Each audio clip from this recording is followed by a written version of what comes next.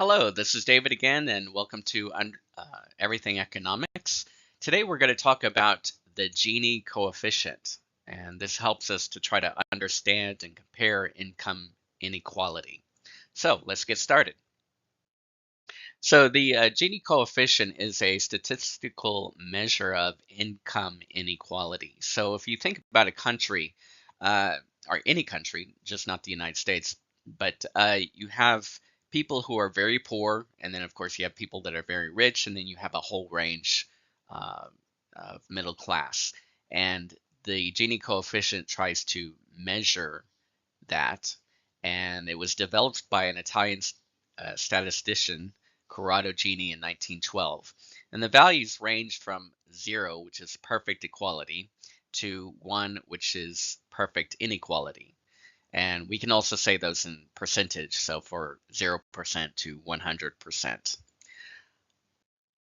How it works? Well, it's based on the Lorenz curve, which shows a cumulative income distribution. And we're not going to talk so much about the Lorenz curve today, so we're just going to focus on the Gini coefficient. But the Gini coefficient is the ratio of the area between the line of equality and the Lorenz curve to the total area under the line of equality.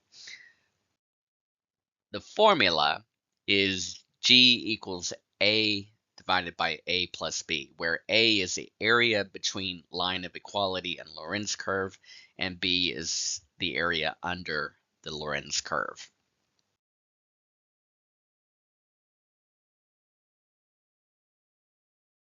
All right, this is used by economists and policymakers to assess inequality.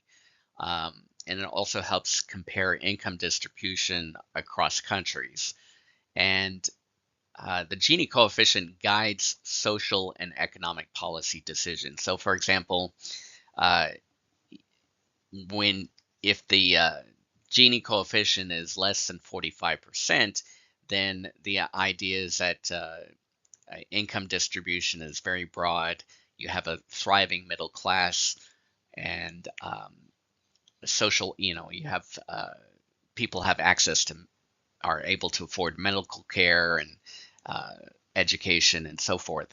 But when the Gini coefficient is, say, above 45%, and you have this situation where you have an extreme inequality, income inequality, uh, then you may have higher rates of unemployment, you may have higher crime rates, you may have maybe people are not able to afford or have access to health care because uh, they don't have the income for it, and it becomes very problematic throughout the entire economy. Limitations. It does not capture differences within income groups. So, for example, it does not measure between groups, say, people of different races. So, for example, maybe white people have higher incomes and black people may have lower incomes. This does not measure that at all. So, it doesn't look at differences between groups.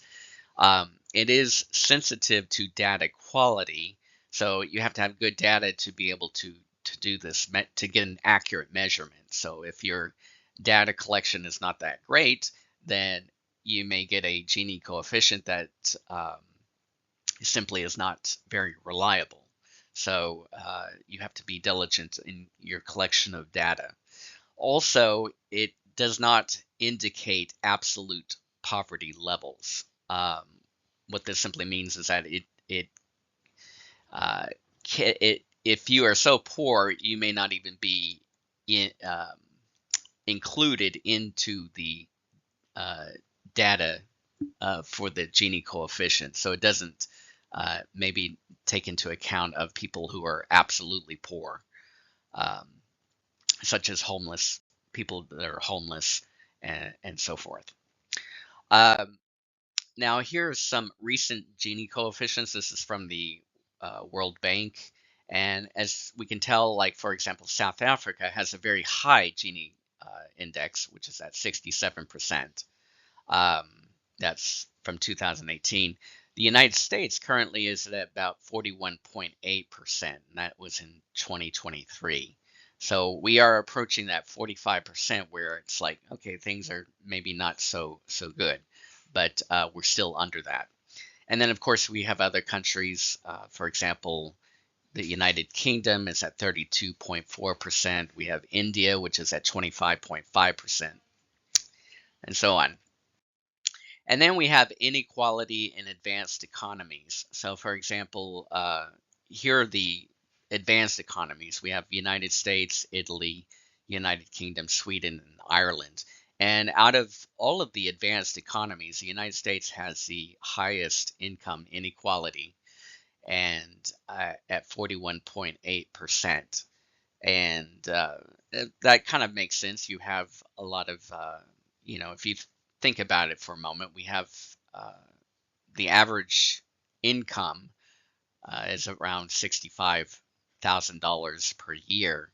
But then we have people like Jeff Bezos and Mark Zuckerberg, and we have all these tech entrepreneurs and so forth, where we have a huge amount of wealth. Um, but then, of course, if you look at, say, Sweden, Sweden has a much lower one Gini coefficient, 31.6%, and it's Sweden is known to be a lot more, I guess, equal distribution as far as like having a lot of socialized healthcare and education and so on.